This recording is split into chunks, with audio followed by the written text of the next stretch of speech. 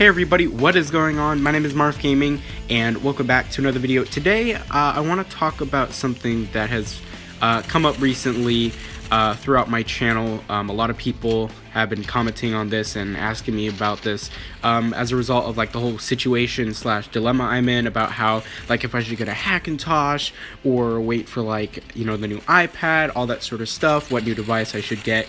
And I see this a lot, and that is that people are recommending and telling me to get an Android device, and that's totally justified for you guys to recommend that to me. I mean, I used to have one of those like really old Samsung touchscreen phones. I think it was on Android like version 2 or something like that. I can't quite remember, but yes, I do have experience with Android. I'm not an Apple fanboy, and in fact, I kind of like the whole platform of Android. I don't dislike Android, and I don't hate Android. I'm just gonna say that before you guys in the comments go off on me about being an Apple fanboy and all that stuff. There are reasons why I don't use Android devices. But I do want to say though, okay, in light of the new iPhone 8, 8 Plus, and 10 announcement, can I just say how beautiful Android phones are looking now? The S8 with the Infinity Edge display, the the Essential phone looks amazing. I'm not impressed with the Google Pixel 2. I really don't like that phone. If I were to buy an Android phone, that would be at like the bottom of my list right now. That phone is trash, okay? And yes, I'm up to date with all my Android stuff. Don't worry about that. But yeah, Android phones have the complete and total advantage when it comes to physical design over an iPhone any day. I mean, like, the new iPhone 8 and 8 Plus added only wireless charging when the Samsung Galaxy series has had that for a while, and a headphone jack, and better water resistance, and like 3 times the amount of pixels on screen. The iPhone that I'm running, the iPhone 6s, has a resolution of 750 by 1334, and I think the Samsung S8 or the Galaxy S8 has like a 1440p screen or something insane like that, like a 2560 by 1440 screen, which is absolutely mind-blowing to me on a phone, which is awesome, and I totally am not going to discredit that against, you know, I'm not going to ignore that fact. Like, you know, Android has the complete advantage when it comes to physical design and stuff like that. However, I'm going to tell you guys why I'm not going to get an Android device in the near future. I mean, I'm going to say that with a bit of a not 100% because Razer has some sort of a mobile device in the works, and I kind of like Razer. And I don't know, I'm going to see what's up with them. The last time they made like a mobile-ish device was the Razer Switchblade, which was like a laptop, tablet, notebook thing, and that was really cool. I wasn't able to get one because I didn't have the resources at the time, not like the money, but I couldn't get one at the time because I was getting like a crappy laptop for school and stuff like that, and notes and stuff, and the Razer didn't have a keyboard attachment at the time. It was coming soon, but I needed a laptop, so I couldn't get it at the time. But anyway, I'm really excited for what Razer has. It's probably going to be Android, and depending on how everything turns out, I might turn to that. I'm not sure though. But here's the reason why in the near future, it's like a 95% chance I'm not going to get an Android device. The first one is just the consistency. There are so many manufacturers, so many, you know, variations of, you know, things like RAM, processor, all that sort of stuff. There's just so many. It's like building a computer. And that's why I wanted a Hackintosh, because if I can build a computer with all my specification that I want, but I can also run Apple and Windows on it, that is the dream. Like, you know, I'm going to say this. If I could build an Android phone with the Apple processor, I'm done. Instantly bought. Like, I would totally do that. But you can't do that, and I'm going to talk about why also, you know, the operating system itself isn't for me. But I just want to first talk about the consistency of manufacturing and all that sort of stuff. Some phones get the new processors while others don't get the new Snapdragon processors, and it's just a crazy mess. And because of this, which leads into my next point, everything is just really unoptimized. Some devices get the new updates while others don't. Some have crazy skins on them that lag the device a bit, even more than it already is. And the platform is just, it's disconnected throughout its community and the manufacturers. And you guys might be telling me, well, Google makes their own proprietary devices, the Pixel. And as I said in the beginning, I don't like the Pixel. I think I said that in the beginning. I don't know. This is the third take. I'm sorry about that. But I don't like the Pixel. It's garbage. Or at least the new Pixel 2. The Pixel 1 was pretty good. But the Pixel 2 right now, I think, is complete garbage. But yeah, that's why I'm not going with a Google device. But the optimization just is not there. I'm sorry. But, you know, you can tell me about how many cores your Snapdragon 835 has, how much, you know, how many gigahertz it runs at, how it has twice the RAM of an iOS device, and how it has expandable storage and all that mumbo jumbo.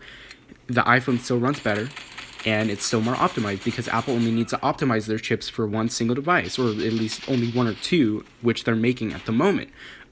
Android has to adapt it to a variety of different configurations, and that just leaves a lot of, bugs and issues with each device that are, I guess you could say originally for that device. I'm not going to say originally, that's a weird one, but I mean, it's just unique. That's what I mean, unique for that device.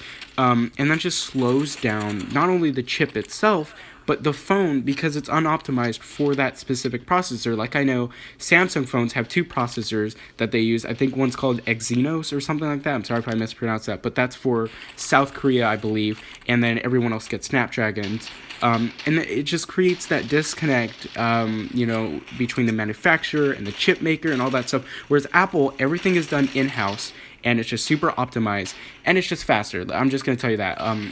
Snapdragon processors are around 2 years behind in terms of actual technology and silicon and the transistors and all that sort of stuff. They're about 2 years-ish behind Apple. So if I got an S8, I'd essentially be getting the performance of my 6S that I've already had for 2 years. So yeah, that's another issue. I don't want to deal with that unoptimization, the bugs and all that sort of stuff. And the next thing is Android itself, the operating system itself. It's free, like you can do whatever you want. It's, you have freedom, but then you have piracy. Then you have malware. You have all that sort of stuff that you could experience on, let's say, a Windows computer. And I'm not going to say Windows is bad, but that's not the topic of this video, but Android is it's very open to things that you are not exposed to on iOS. Now, you might be saying, Marf, you're jailbroken on iOS. What, you are exposed? Not really. If you know what you're doing on jailbroken devices, you're fine.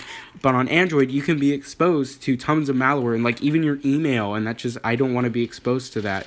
And also, the piracy rates on Android are, like, I think 90% or something like that back in 2015 when, premium apps were still kind of around. Obviously, now they've gone down because, well, there are no premium apps, really. But, it's just, I don't want to support piracy like that. I don't like how it's so open in that, kind of phrasing, I guess you could say. But yeah, mainly it really just comes down to the fact that the optimization is poor. The user experience is just inconsistent, in my opinion, and devices get outdated really, really fast. I mean, if you're not upgrading your phone every year to the newest processor, your phone is going to slow down a ton.